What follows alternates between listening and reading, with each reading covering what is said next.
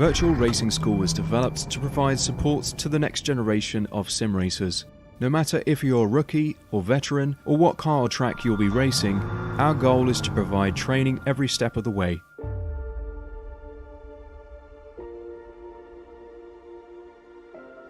We found that iRacing can be quite difficult without proper training. There needed to be a way to prepare for on-track racing. With VRS, you can literally learn from the best sim racers in the world, including 4-time NASCAR iRacing World Champion Ray Alfalla.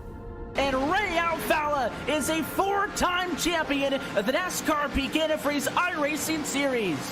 3-time iRacing Grand Prix World Champion Martin Kroenke. Martin Kroenke becomes a 3-time world champion. Rallycross World Champion Mitchell de Jong. Mitchell de Jong is now champion for the iRacing Rallycross World Championship Series. And many other top sim racers. Data packs include everything you need to start learning. Our World Championship coaches create the data packs by setting a hot lap or a series of fast laps for you to compare, analyze, and replicate. Data packs also include a tutorial where the coach points out techniques they use to hit the fast lap. This gives you access to the latest driving techniques and setups before you even hit the track. Sign up for a free account and download the VRS telemetry logger. With this application running seamlessly in the background, your laps automatically start syncing to the VRS website. From there, you can analyze and compare 2 laps of your choice, whether it's your data, the coaches, or your teammates. VRS will automatically target improvement opportunities so you can get up to speed even faster. VRS also makes it easy for you to request and schedule one-on-one or group coaching sessions. These sessions can range from 30 to 90 minutes, and you can select the car, track, and setup combination of your choice. Visit virtualracingschool.com today to sign up and get started.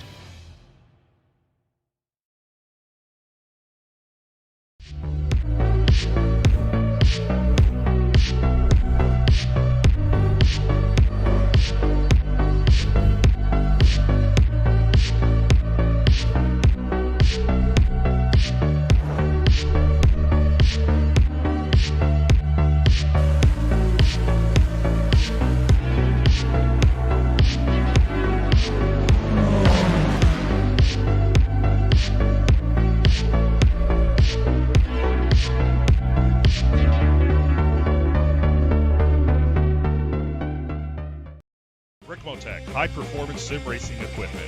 There's only one place to go, Ricmotech.com.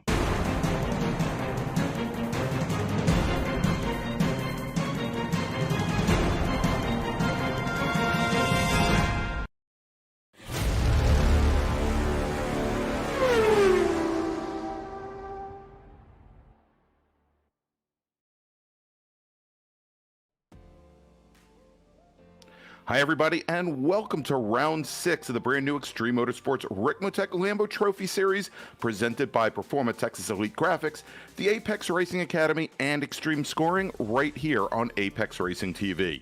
I'm Greg Ginsberg, and joining me as always in the announce booth is Larry McLeod, with Apex Racing TV's Dennis Branch and Jonathan Grabowski manning the controls. And after round 5's outing at the track Paul Newman called Heaven on Earth, we now head to the former U.S. Army Airfield, where B-17 pilots trained during World War II, that held its first race on New Year's Eve 1950, hosted the first ever United States Formula One Grand Prix, and currently plays host to one of the most famous endurance races in North America. Tonight, our single mark series takes to concrete so bumpy that no Floridian could ever keep their turn signals from turning off automatically. Tonight, we head to Sebring International Raceway. So with just 2 rounds left in our inaugural season, things are definitely tightening up in the standings on both the Pro and Pro-Am side of the house, and with our Huracan pilots moving from the glass-smooth asphalt of Virginia International Raceway to the concrete that can rattle not only your teeth, but every bolt that holds your race car together, I suspect, Larry, that more than most every other track we've raced at this season, that setup and compliance, most of all, will be key to moving up in the standings. Oh, setup is critical around Sebring. Hey, Greg, how you doing? Very good, Larry. Yeah, around this this Florida track, this concrete is legendary for its bumps and its unevenness, and is very bumpy, especially down that front straight through that turn 1. So setup is critical to get the right balance around this place. And it's, to me, it's a great track for these kind of cars. Obviously, running endurance type cars, but I think it's a great track also for racing because of the number of long straightaways and passing opportunities. It really is a great racetrack, and I think tonight we're going to see a lot of passing that otherwise other tracks might be more patient and waiting for the right opportunity. Tonight it's going to be a lot of aggressive places because, well, it's Sebring and there's lots of places to try. Yeah, there certainly is. Whether it be the hairpin over at turn 7, whether it be going into the little, I'd call it a chicane over at 15 and 16 Le Mans, of course, over at Sunset Bend, where that is probably the prime spot where you're going to see passing here all night long at Sebring. It should be a great battle over the course of our 2 30-minute races, as we do every round here in the Lambo Trophy Series. We do have 2 races, and we invert the field, and actually invert the top 10 for our races based on the number of points they have accumulated here in the season. So it makes the racing here incredibly interesting, incredibly challenging, and very, very dramatic, Larry. And so tell you what, before we talk a little too much here about Sebring, why don't we turn things over to our own Kevin Ford? He's going to give us tonight's track guide here at Sebring International Raceway. Welcome, everyone, to Sebring International Raceway. Great to have you with us as we provide you your track guide today around this 3.7-mile road course. That's right, nearly 4 miles is what it takes to get it done around this place. Well, let's get ready to get our lap started here. We'll head across the stripe. You'll notice our pit area to the right as we head down this front straightaway towards turn 1. Very fast entry here as this corner is full of speed. Right down to the wall here to get that rotation out of apex. Very bumpy coming off that corner. Heading down through 2 now, we'll get ready to hit our entry into turn 3, the 3-4-5 complex. Very tight through this section. Tough to overtake in this portion of the course. Coming up out of 5. We'll head around this slight bend here of 6. Take us out onto another little short chute here. You can see overtaking opportunities coming down into 7 here. Famous hairpin. Want to get a late rotation here so we can get that car to shoot right up through this section of corners here coming out. We'll head into Fangio. 8 and 9. This will take us down to Cunningham Corner. Heavy brake zone here. You will see some overtaking on entry here. But this corner is so bumpy. Trying to get power down off that exit is so difficult. We're going to head down to Tower Corner now. Heavy on the brakes. Late rotation here as well. Get right back to throttle, and we're right back to speed once again here. 2 double lefts coming up. Around the first one, around the second one here. No need to lift in this section. We'll come right back down on the brakes. Get ready for this right-hander here. 15, now into turn 16. Le Mans curve and coming out onto the backstretch here, onto Almond Straight. Use up every bit of that exit to get some good speed as we head down this great overtaking opportunity here, heading down into Sunset Bend. A lot of varying surfaces here at this course, cement, asphalt. It creates quite a battle for these drivers here with all the undulation. Coming through Sunset, you're going to see this car getting bounced around like crazy. There you go. Look at that, just picking up all those little bumps and trying to get throttle down. Oh, it is a challenge here at Sebring International. What an amazing, fast course. There you go. There's your track guide for Sebring International.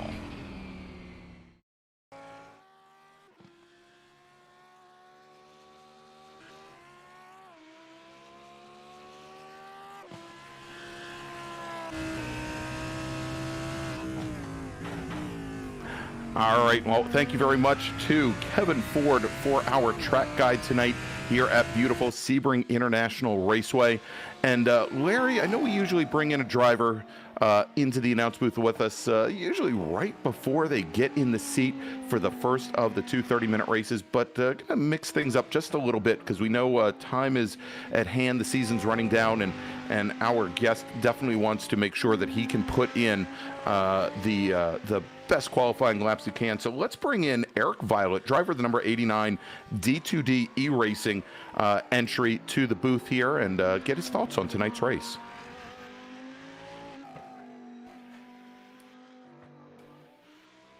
All right, we've got Eric Violet with us. Eric, thanks for joining us, and welcome to Sebring Raceway. Are you trying to get the track temps to try to cool down to get a little better conditions here tonight? Hey, half a degree makes a difference sometimes. Yeah, it does. In a track like this, though, we were talking about this when setup matters. Of course, this being a fixed setup race, how is the setup so far in your time in practice? Is it compliant to all these bumps? Yeah, this one, this set's a little tighter than we've had in the last couple weeks. Like VIR was really loose, and so was Road America. But yeah, this one's, I don't think there should be any trouble. I don't think we'll see people spinning the rears, except for maybe the first half lap. But if they get them warm up if they get tires warm on the warm up, they should be all right. Yeah, kind of looking back at some of the results so far. We got tonight, and we got one more round after this in this season. You're starting to get some improvement as the season goes on. Are you getting more comfortable in the series, and are you looking to maybe start to see some podiums out of your performance? I don't know about podiums. Tonight may be a podium because we don't have Mike Dam, Travis, Tony. They're not here, so it should be an easy one for Caleb. And I got Whitworth and Ruddock are usually my main competition. But with this track, it seems like it's tightening everybody up. So I think we're going to see. Here's my prediction. Caleb's going to walk away with it, and then we're going to have the best of the rest. Is going to be a bunch of tight racing all behind him. I'm looking forward to that for sure.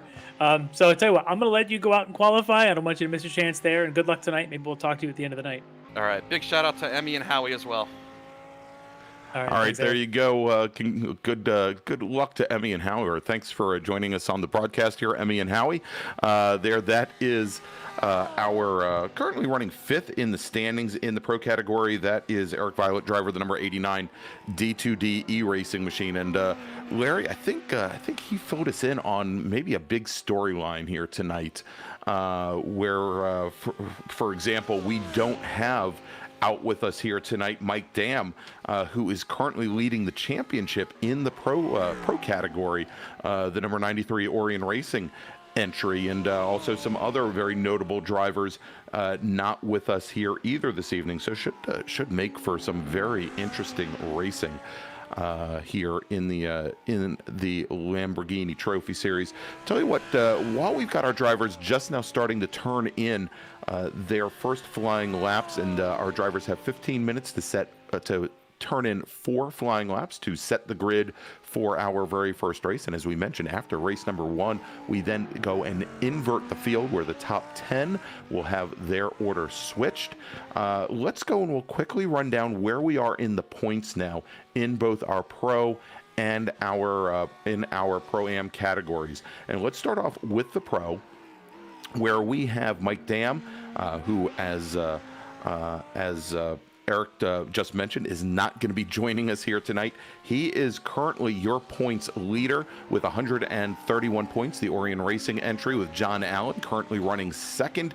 Not all that far back, only, 17 points back in the Astro Autosports entry. And then we've got Chris Thorman, the teammate of Eric Violet, sitting third with 106 points. And then you can just see there, tie for fourth place right now with Travis Schwenke and Randall McGrew. Eric Violet, who we just spoke to, not all that far back from there. But based on the way we allocate points here for each race, things are definitely still up in the air in the pro category. So we'll definitely have to maybe recalculate things after tonight's race. Of course, this is week number 6 of 7, so time definitely starting to run out. So let's go take a look at the open category, where right now in open, I believe Russ Ruddock, he is currently your points leader there, and you can see there with the drops, 89 points, only 2 points up on Mike Taylor with John Casey, not all that far behind, actually tied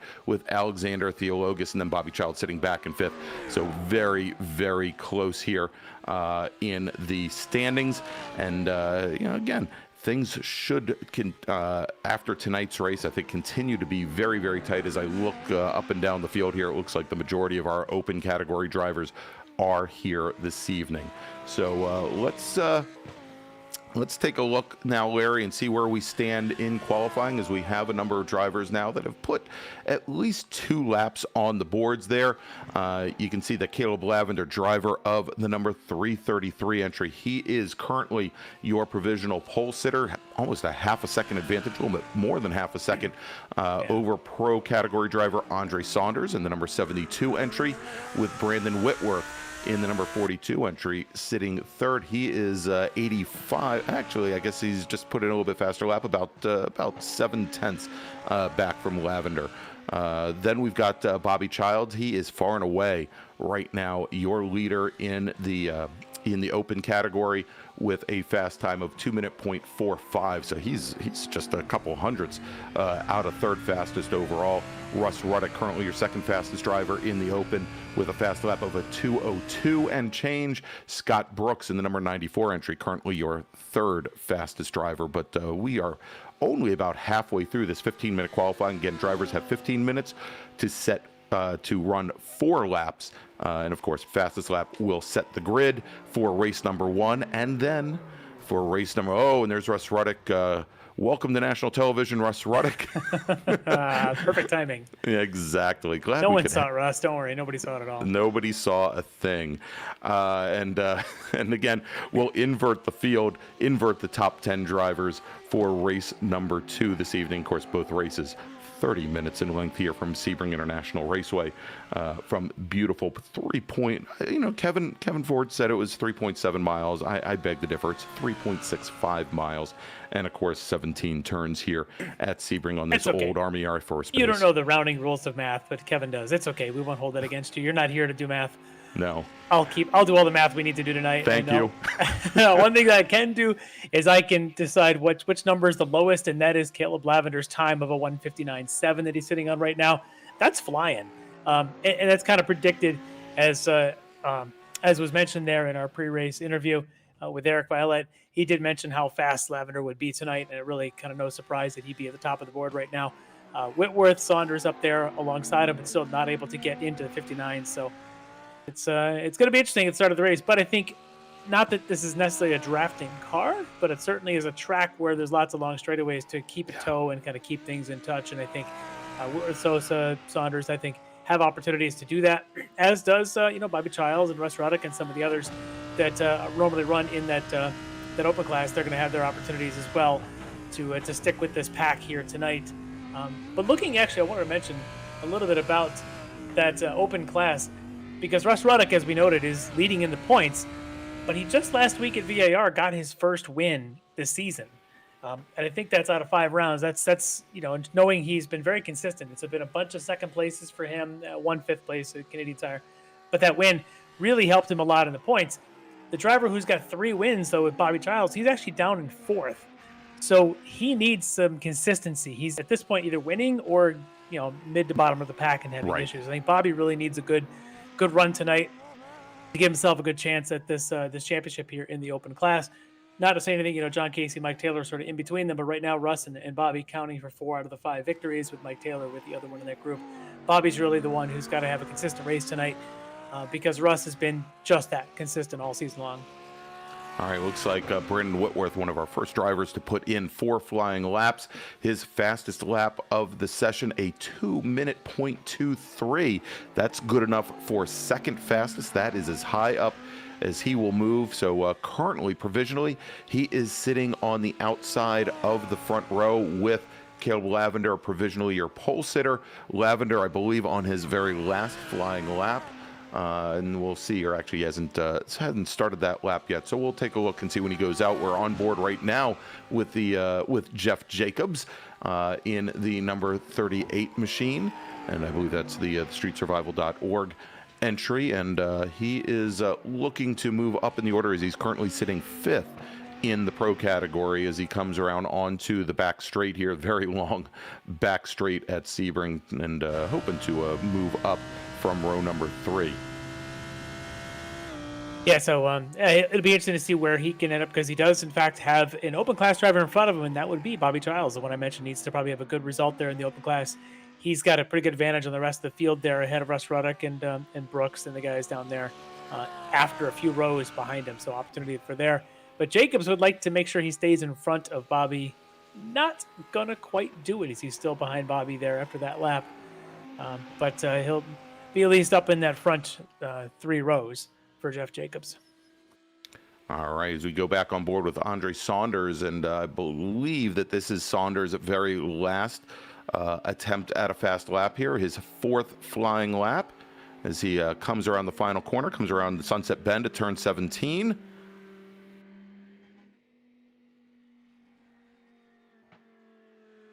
And he's calling that lap off. Yeah, it looked like he was a little bit off the pace coming into 17, Larry, and he brings the car into the pits.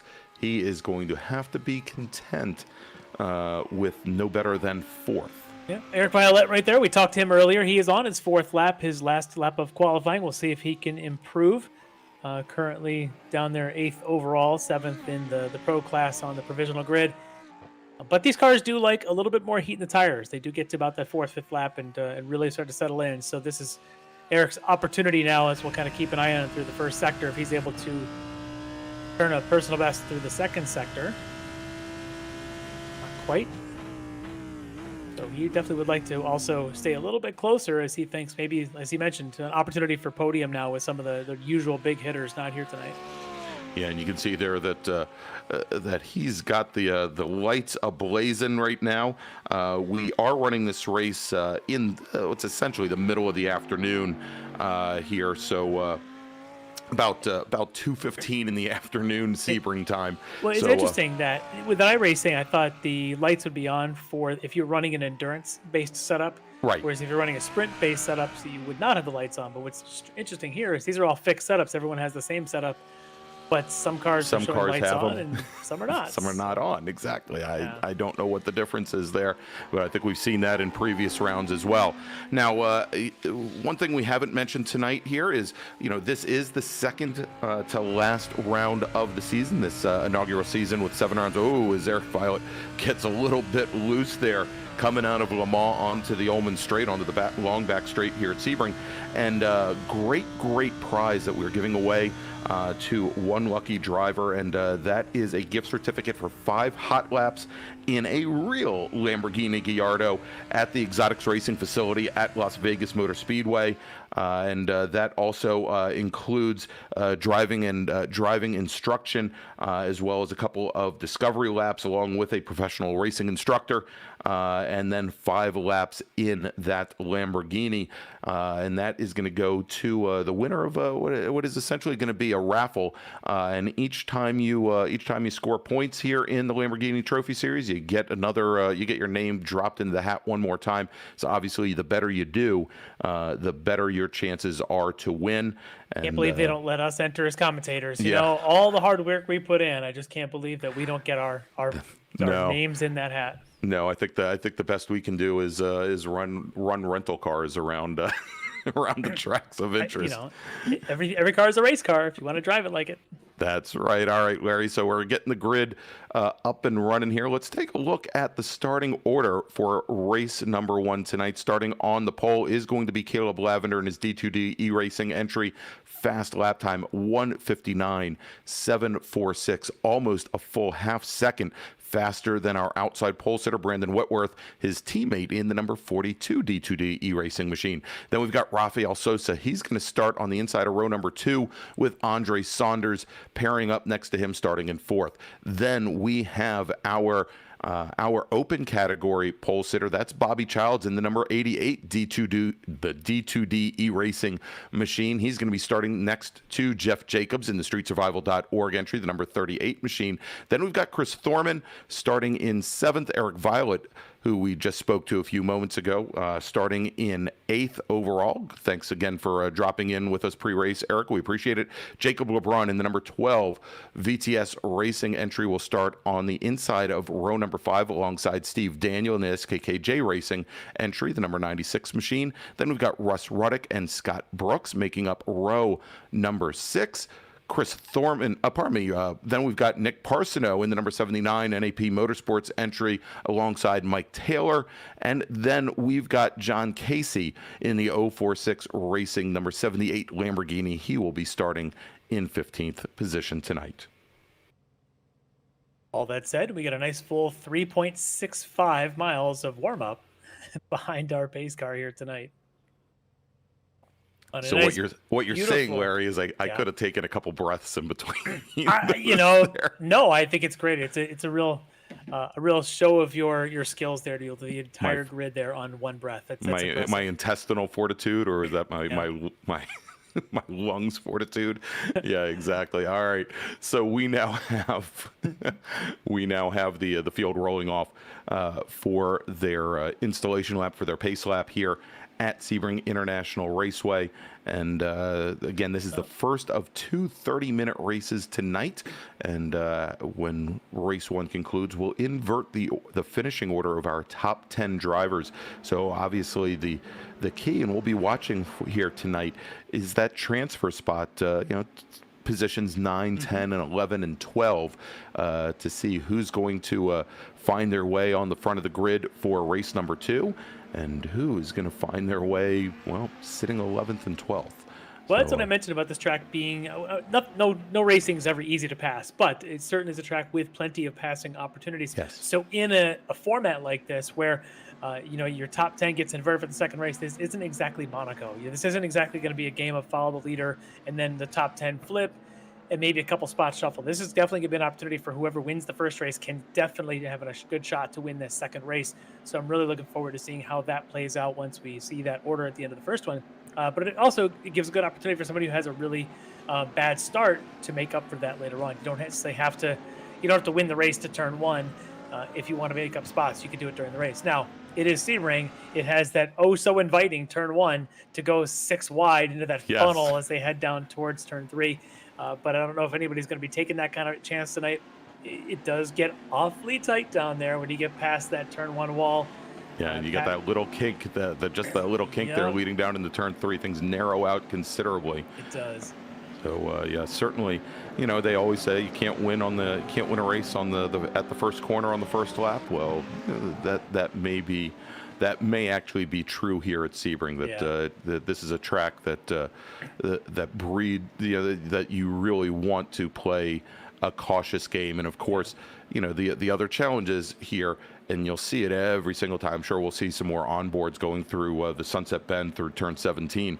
That it's one of those tracks where you have to keep your head down. You have to keep your concentration levels high, because as much as your car will bounce around and move around through 17, it's sometimes very difficult to, 1, keep your car online, and 2, keep your car out of the concrete walls that round that corner. It's certainly one of the big challenges here. There's a good groove to that corner. We'll see some of that tonight. And there's a couple of lines you can try, but certainly there's some that you'll hit a bump wrong and it'll just sort of toss you a little bit wide. So usually I get into a rhythm when I get out here. I'll try a couple different ones until I find the one where I get the best exit line. And that's why these guys do a lot of practice to try and find that groove, because it may bounce you twice to the right and once to the left, and that once to the left might be the one you want. So find that line as opposed to the 2 bounces left and 3 bounces right. All right, so we've got the field now. You can see, kind of in the diamond formation.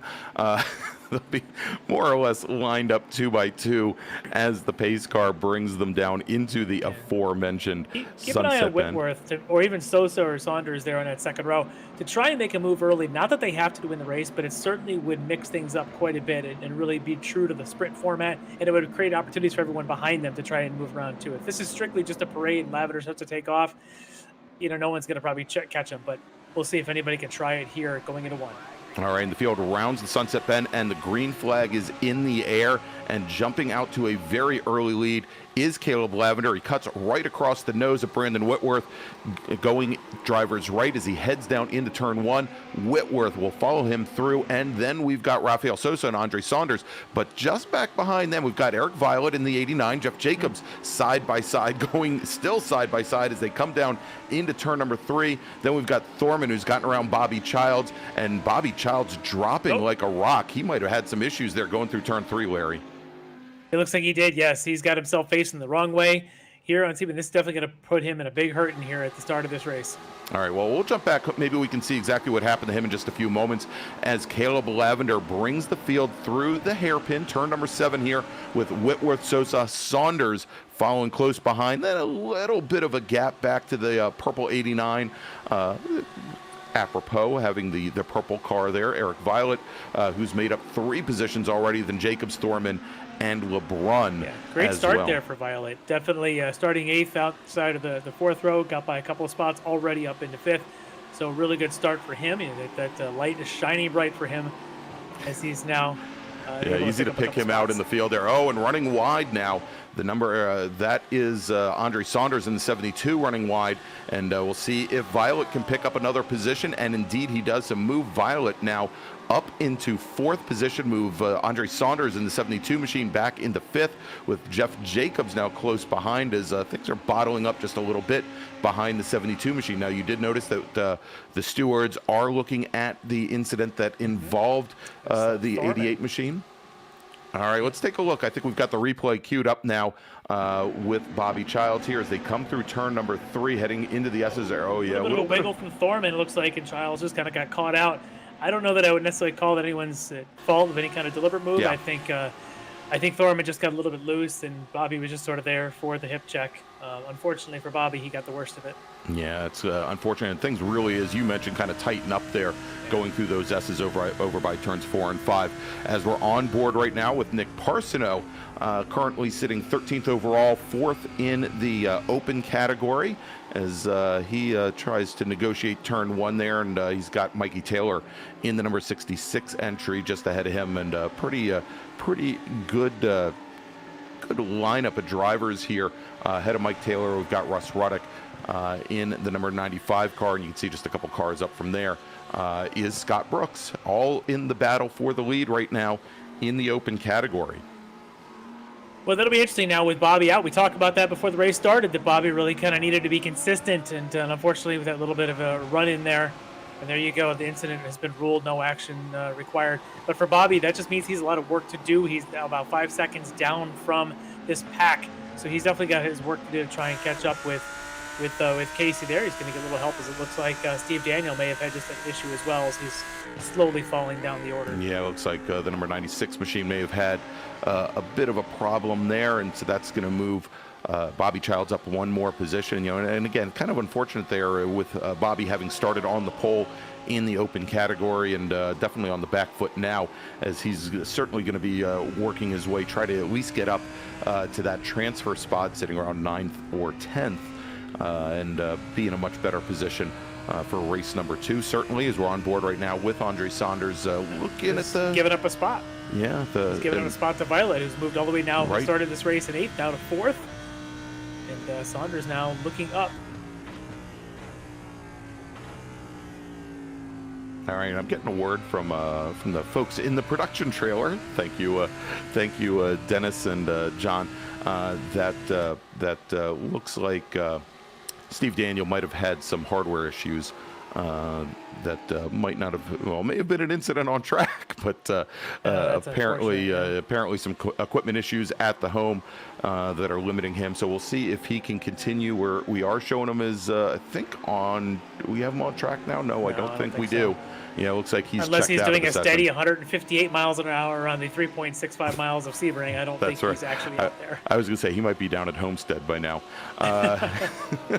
So it looks like Steve's, probably Bobby's session here Steve's session is now done. Here we go, Saunders and Violet. This is the battle for 4th right now in the pro category and 4th overall, and Saunders looking for a way to get that position back, as both he and Violet, though, keeping pretty much a steady gap there back to Rafi Sosa in the number 50 machine. You can see just ahead in that pink entry, or was that fuchsia, heading up now towards the tower turn and onto the Flying Fortress straight. Might be pink, might be fuchsia. It's not lavender, because that's the guy leading the race. Right, yes.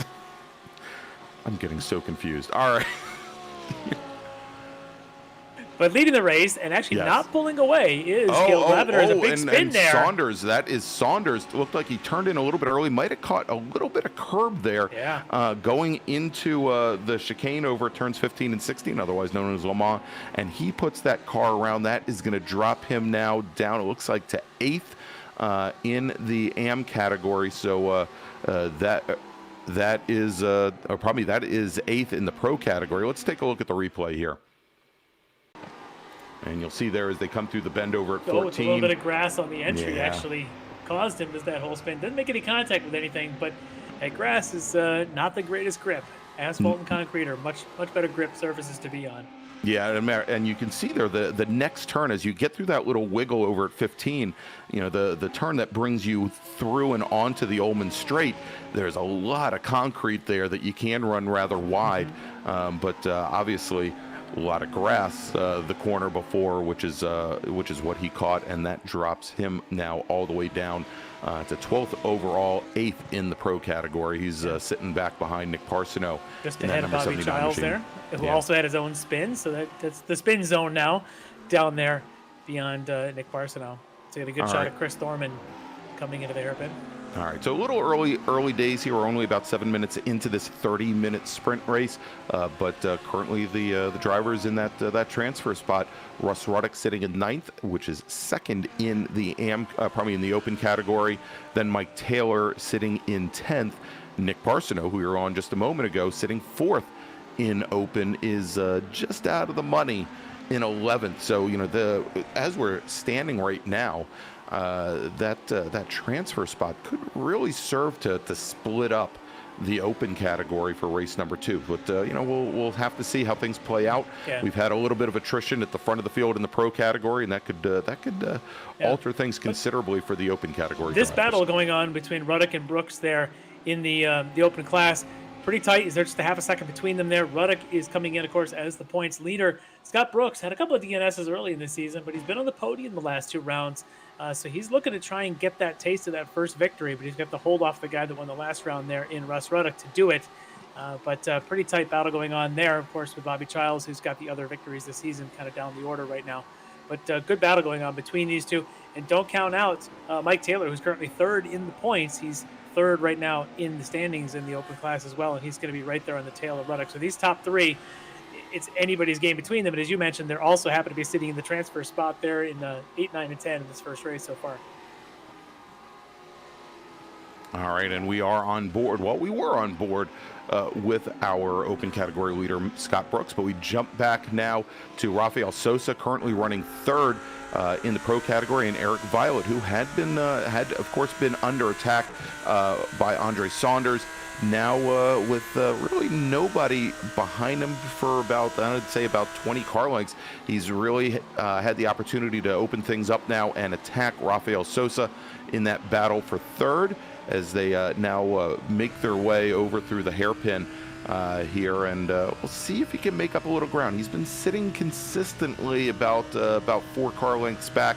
Hasn't tried to move up any closer, but I'll tell you, just ahead of them, I was just watching, it looks like Caleb Lavender, Brandon Whitworth in the battle for the lead. Things definitely are tightening up over there as we continue to watch this. Yeah, you can see there about 2.5 car lengths separating our leaders as they come onto the Flying Fortress Straight. And looks like as they get the bend there, and this may be possibly, Larry, a little bit of difference in setup. Maybe a little bit different rear wing that looks remember, like we are fixed setups here in the Lamborghini Trophy Series. So any advantage you see is really comes down to the driver's technique, and some drivers might be better at maybe a light trail brake to get the car to set right, where other ones maybe are all right-footed braking and not able to do that trail braking as well. So you see some different techniques that play in even slightly different lines, but yeah, this is the one series we call that is actually all fixed setups. That's right. So I was going to say, it looked like Lavender has been consistently getting a better run out of turn 13 onto the towers. Out of the tower turn onto the Flying Fortress Straight. That he opens things up by about a car length and a half. But as you see here now, as they're coming down the front straight into turn 1, Brandon Whitworth has this is the battle now for this is the battle back for 3rd, where Violet is closed back up on Sosa. But I was going to say that it looked like Lavender was getting a little bit better run onto the Flying Fortress straight compared to Brandon Whitworth, and then and he may be, like I mentioned, so one of the things you find in a car, especially as Eric Violet mentioned in our pre-race interview, how these cars are a little bit a little understeery perhaps. They're a little bit less tail happy than maybe they've been in prior rounds with the setup they're using tonight. And one of the ways you counter that as a driver to get the most out of the front turn-in is a lot of trail braking. Front nose set, get the car to rotate. If you could do it right, to get that rotation so early by using that trail brake, you get on the gas early, and it really does give you great exit speed. As it looks like Taylor has missed his braking point and goes wide there at the hairpin. Luckily, didn't cause any contact there behind him. Saunders and Parson were able to sneak on by. Yeah, and so that's going to move Mike Taylor now back into fourth in the open category. He had been running in third, as you mentioned, both Parsoneau and Andre Saunders. Saunders in that 72 machine trying to work his way back up to the pro category drivers. He's seeing that spot in front of him now. That's a transfer spot now. That is. If he can get there, he knows at least the second race got a shot. But this is a good recovery for him after that spin earlier on. Yeah, so Parsoneau currently running 10th overall, third in the open category. Saunders currently sitting back in 8th in pro, but more importantly, 11th overall, just as you mentioned, right out of that transfer spot. And of course, doesn't necessarily, we've got drivers in the pro categories and the open categories. The classification for our drivers, based on their iRatings, also based on their accomplishments over the previous 6 months leading into the series. So they could be very, very similar racers. Got to move by Violet, trying to take to the inside on Sosa. Can he make it stick as they bottleneck their way down to 2 and ultimately to turn 3? Not quite yet. Sosa's still with the advantage. There you go. They get the little bend at 2 and under braking now going into 3. Rafael Sosa manages to hold off Eric Violet's advances, so keep Sosa in third, Violet in fourth. He tried all that he could. He tried to wait as long as he could to make that pop to get out there. You can see him get a great run even off a Sunset Bend. Still not able to make it work. Really tough to make that move there. At some point here, though, he does appear to be the faster driver. He's just going to pick his spot. Yeah, and you can see there Sosa getting a little loose there through the hairpin, but you could see Violet poking his nose just a little bit coming into turn 7, the hairpin. There just wants maybe Sosa, if he watches his mirrors just a little bit too much. I suspect he is right now. Yeah, a little bit worried about what's going on behind him, seeing this guy that's seemingly come out of nowhere to get up onto his tail, and I don't think that he needs to be looking out the back. He needs to be looking out the front windshield. That's the one that counts. That's all right, as they come now onto the Flying Fortress straight, and we'll see how that 89 machine handled. But you can see taking slightly different lines than the Mr. Sosa there, try to get into his mirrors and confuse him a little bit. And again, we saw what precipitated that attempt going into turn 3, and it all started at the end of the Ullman Straight that our drivers are coming on to right now. So we'll see as Violet drafts Violet's right got to run back again. up. Yeah, once again, he pokes to the inside. And I think if he can get to that inside, he can make it stick, because that nice, tight line through there can offer a good pass for you. You may not get the greatest run down the front straight, but you can certainly make it stick. He looks like he's going to. Let's see if he gets a good exit as well, like he did the last time. Yeah, and you saw that he got had a very early turn in there. Car did not drift out wide all that much, but just enough also to cover Rafael Sosa. Some move Brandon Whitworth now, or probably move Eric Violet now in the number 89 machine up into third, right back behind Whitworth. And then here comes the battle. It's Thorman and Jacobs now, as this is the battle for fifth. Currently in the pro category and overall, as at least for the moment here, looks like now the widest Lamborghini as opposed to already wide car. Yeah, as opposed to the widest Mercedes, which we see Jeff Jacobs running another one of the Ricmotech series, able to hold off Chris Thorman's number 60 machine, at least for the moment.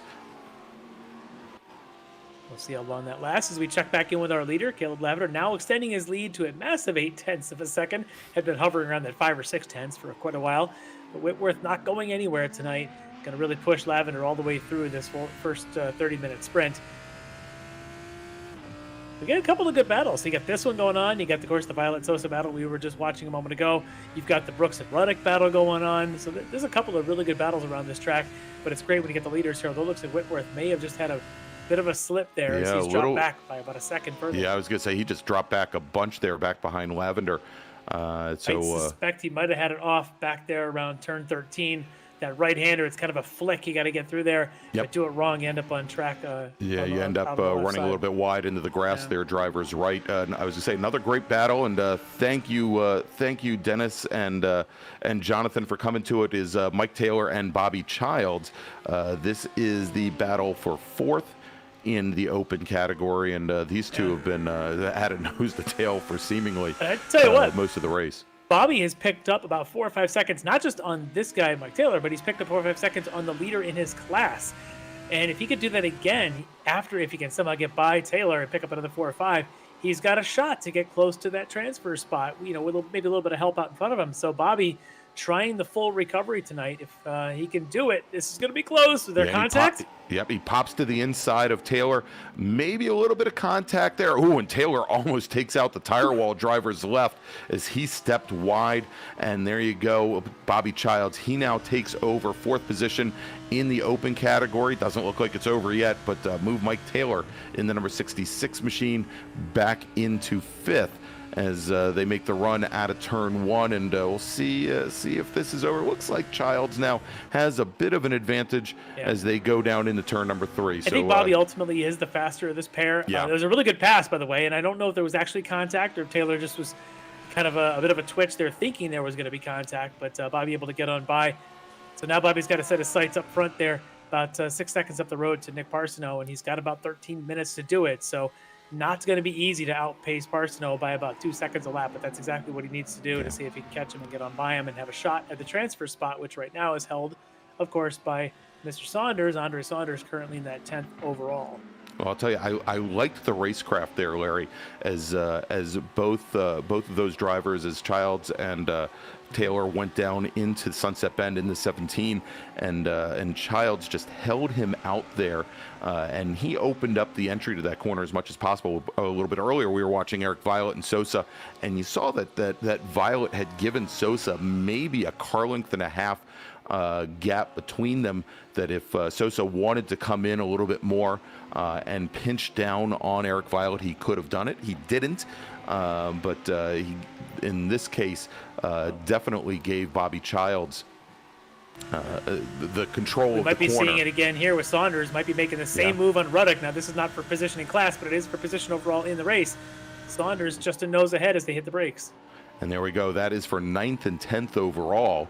There you go. Saunders trying to work his way back up through the field after having that off a few laps ago over at turn 15.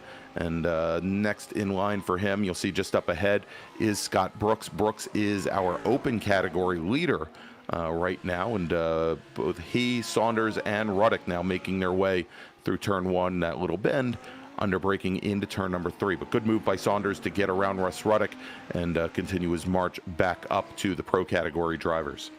He's trying everything he can, and one of these spins, again, this is not gonna kill you with an early spin, but certainly not gonna make it easier for you. But Saunders right now, one of the fastest cars on the track, trying to work his way back through this pack, as is Bobby Childs a little further down in that open class. All right, Larry, and as we're now just about 19 minutes in to our 30-minute race, very first race of 2. Remember, this evening, everybody, we do at the conclusion of this race have another 30-minute race to the checkered flag, and with the drivers running about 2 minutes a lap, 1:59 a lap, looking at probably another 6 laps or so here for race number 1.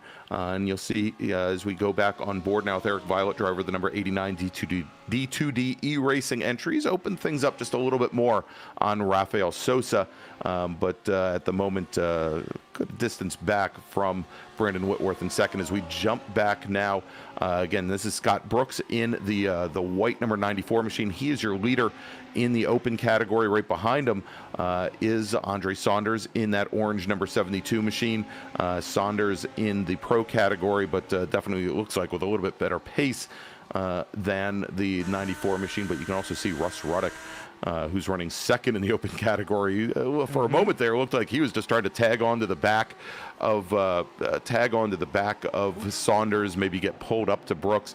But I don't think that battle for the lead in the open is. Oh no! Quite And then yet. Saunders goes and spins. I was just about to say how great of a line he was taking there, but for Saunders, mid corner was dreadful to him as he gets up at a spin, almost gets into the wall, able to recover, but all that work to get by those guys, and now he's going to have to do it all over again. Just 10 minutes left. As he now drops back behind Parsono, and the other thing about this, and let's take a look here. Yeah, let's take a look. I think we've got the replay of Andre Saunders going right. through He's 17. on this great line. He hits the brakes, and right about here, he just sort of, the car just gets away from him. And yeah, you could just see that it didn't look like understeer. It didn't look like oversteer. I mean, it looked like he was in a four-wheel drift there for a moment. We talked about how bumpy it is, and he might have caught a couple of bumps there. The back end starts to dance a little bit, and if you get on the gas, it just starts to walk, and it just never comes back. And unfortunately for Andre Saunders, it never came back. He's got to go and do this all over again.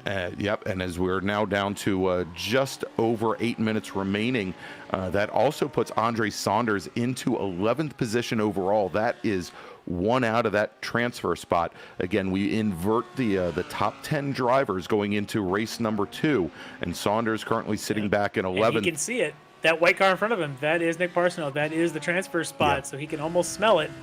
And I think right behind him is Bobby Childs, and Bobby knows what's at stake. That's right. So Bobby Childs in the number 88 machine, currently sitting 4th. He has 2 spots to make up. Yeah, he's got about a second and a half down from Saunders. So the 3 of these guys, just over 2 seconds apart between them, fighting for the transfer spot here. 8 minutes to go before we get there. Yeah, and you can bet Nick Parsono knows this quite well. Although this may not be a battle in class. And he runs wide. He's going to give Saunders the line. Yeah, he's going to give Saunders the same move that he had just a few moments ago. And you're right there, especially with the cars running too wide. That is a great opportunity for Bobby Childs to make up ground. Almost get a touch there. And Saunders moving much more to the inside this time. And rear end steps out again. But you'll notice, Larry, he was much, much farther to drivers right there. Yeah, he was ready for it. But I'm really watching Bobby Childs back there. As Bobby gained about 2 seconds, or a little under 2 seconds there on Nick Parsono that last time by. But the issue is now he's got to catch Parsono and then catch Saunders out in front of him to get to that transfer spot. So Bobby, as we got a good look at him there, he's got a little bit of work to do. Not out of the woods yet. He's not out of arrows either in his quiver. That's right. He just got to start throwing them down and seeing if he can get by Parsono, and then maybe hope that Saunders isn't done spinning. Saunders is fast when he keeps it on the track. He's really fast when he qualifies in the top 4, so he's got speed. He just has to contain it. As there's our leader, pole sitter, and now race leader, Caleb Lavender. Yeah, and he's opened up almost a 3.5-second advantage over Brandon Whitworth in the number 42 entry. He's just run a flawless race tonight. We saw Whitworth. He put up a very good battle for, I'd say, about the first 15 minutes or so. Had that little bobble coming out of the tower turn onto the Flying Fortress straight, and you can see him back there. I mean, he's not completely out of the picture, but he's got a long way to go if he wants to make up that ground now in 6 minutes. All right, so let's jump back now, and we're taking a look right now at Bobby Childs in the number 88 machine, Nick Parsono in the number 79. He's going to get a run. He's pressuring Parsono here through the Le Mans S's, and look at Bobby getting the good early turn in, and he should be able to turn this into a pass into the straightaway. Yeah, might have been a little bit too close to Parsono coming out of turn 16, but he has managed to pull up alongside. He's going to control the corner going into 17, into Sunset Bend here, and as he bends the car in, let's see, Parsono trying to make the move from the outside, maybe try to come underneath him, try to do the over-under, but no, Bobby Childs does manage for the moment to hold him off. He's still alongside. This is not over yet. Yeah, as they make the run now down the front straight, heading into turn number 1, and that 88 machine has not made the move yet. As Parsono, Parsono had the position going in the 1, but now Bobby Childs from the outside takes over 11th position. And the question you have to ask yourself, Larry, is that extended attempt to make that pass stick. Does that limit his chances in getting up to and around Andre Saunders there in that orange number 72 machine? Bobby and Andre on the last time by ran exactly the same lap time to the 100th. So Bobby is definitely keeping pace, and you can see him right now as he is right up on the back of Saunders, who may have had an issue already in the first sector in this lap. So Bobby is seeing that transfer spot. That bright orange car in front of him is the car he needs to get on by. He just looks like a machine right now. He really is quick for Bobby. Yeah, it looks like he's turned on the afterburners here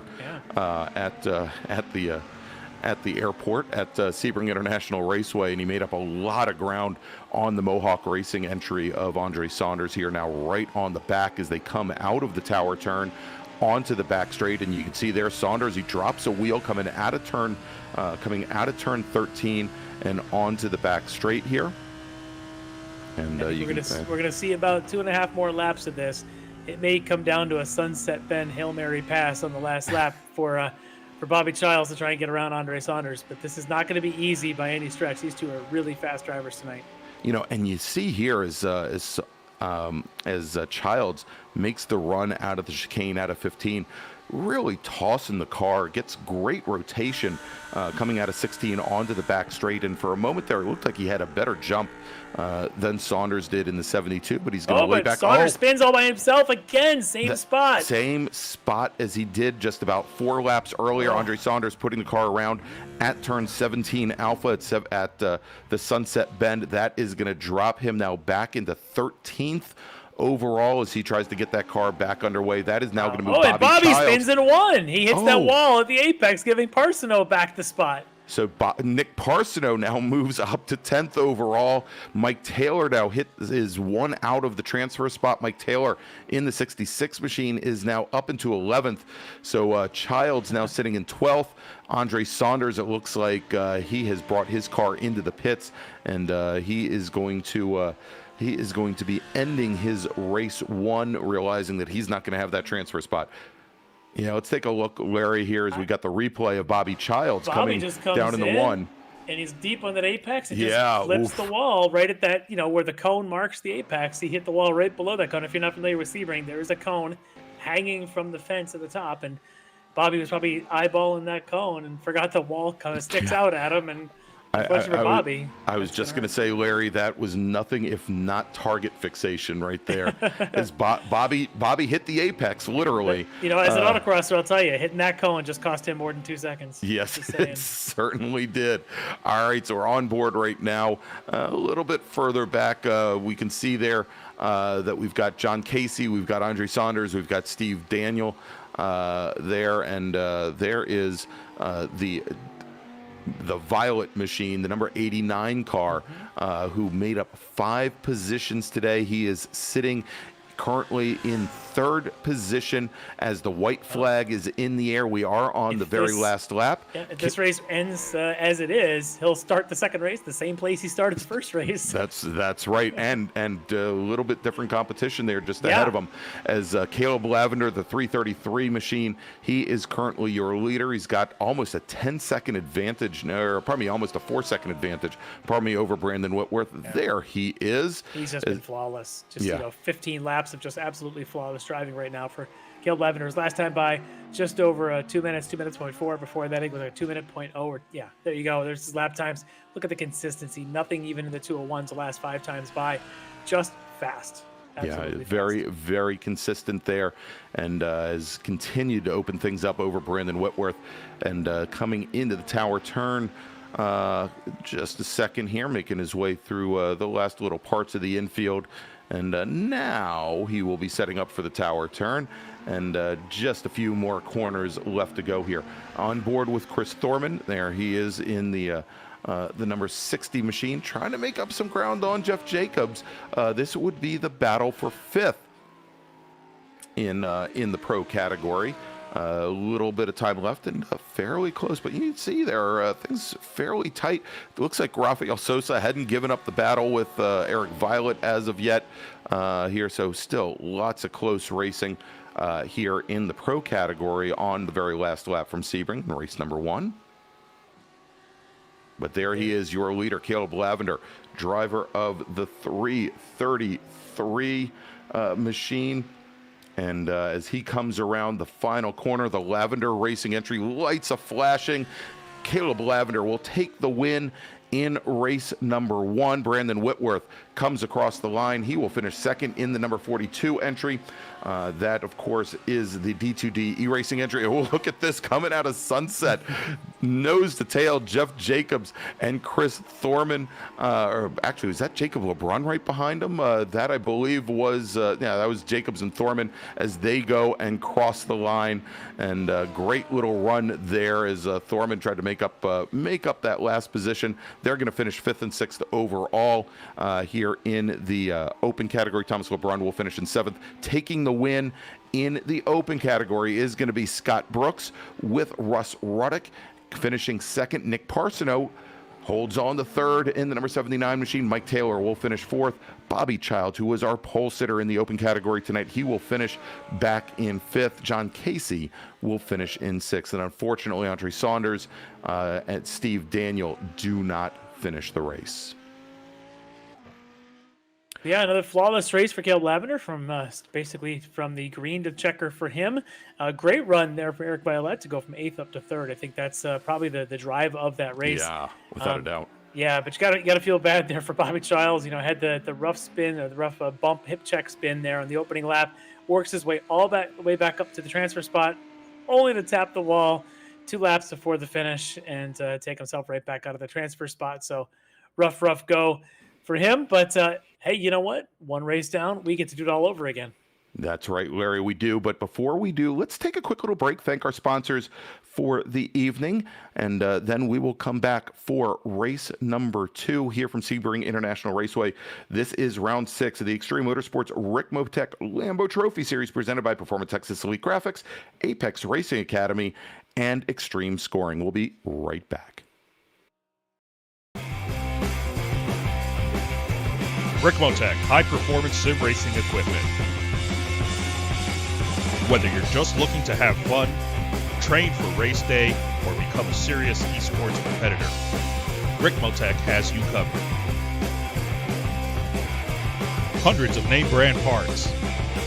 Support from experts that love sim racing. Trusted by the pros. There's only one place to go, Ricmotech.com.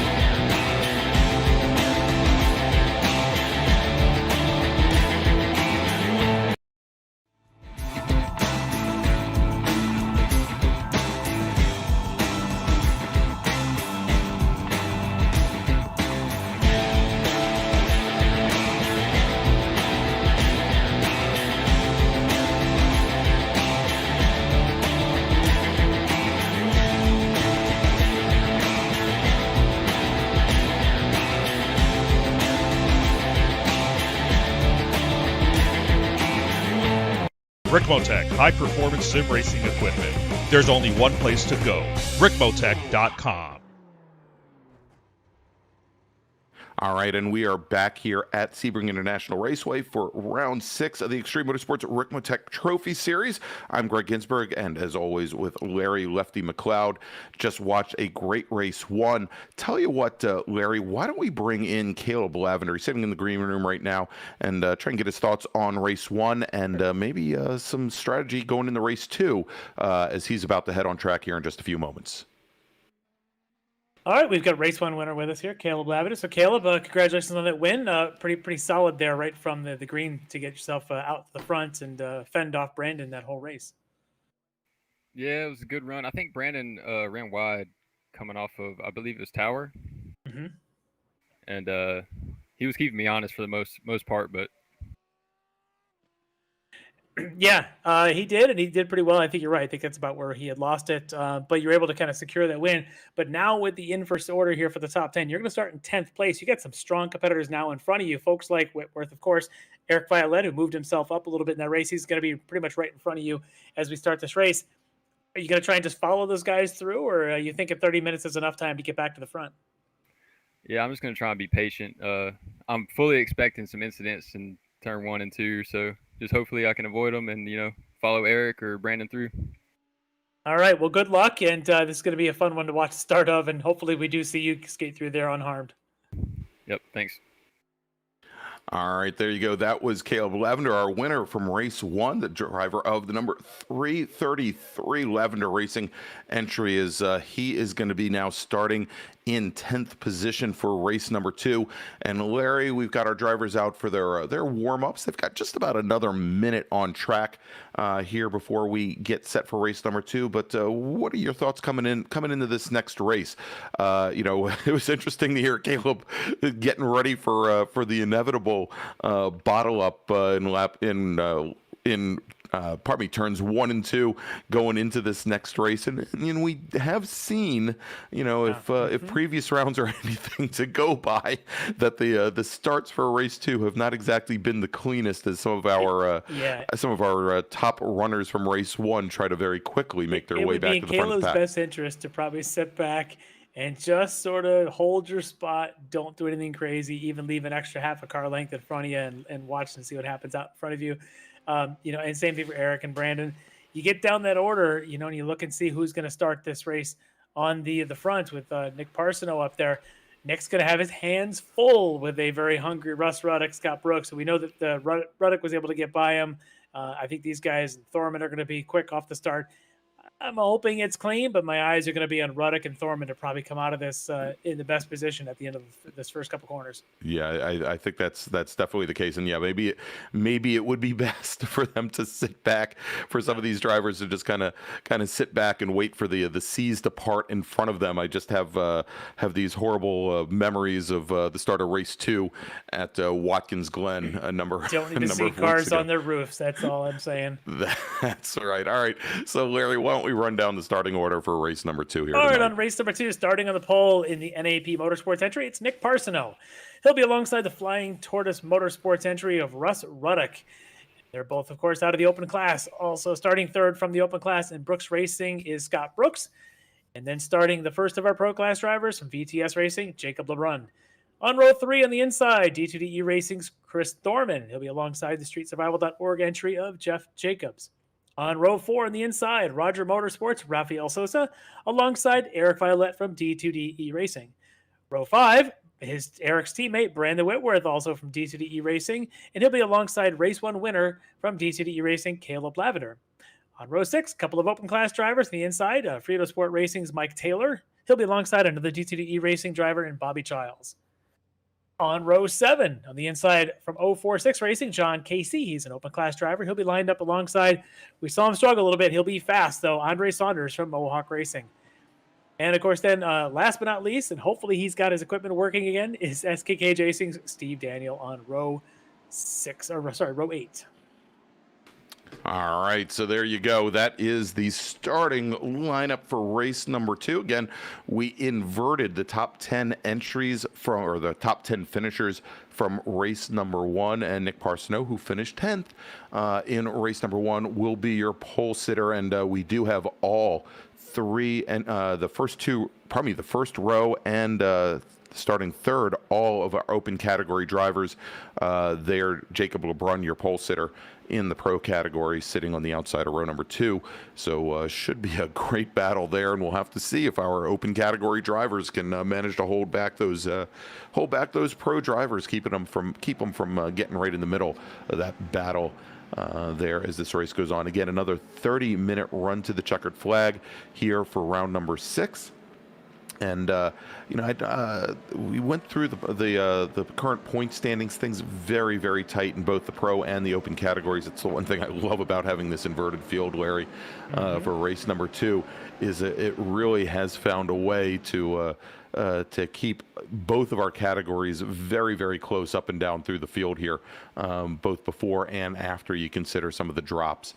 And so we'll see here as we only have one more round after Sebring International Raceway, how this continues to play out. But I think things actually only tightened up after that last race on track. All right, so we've got the pace car now bringing the field here through the infield, and we'll have them coming down just a couple more corners until we get ready to take the green flag for race number 2 here this evening. Again, your pole sitter, Nick Parsono, and then Russ Ruddick and Scott Brooks. So it should be a great battle.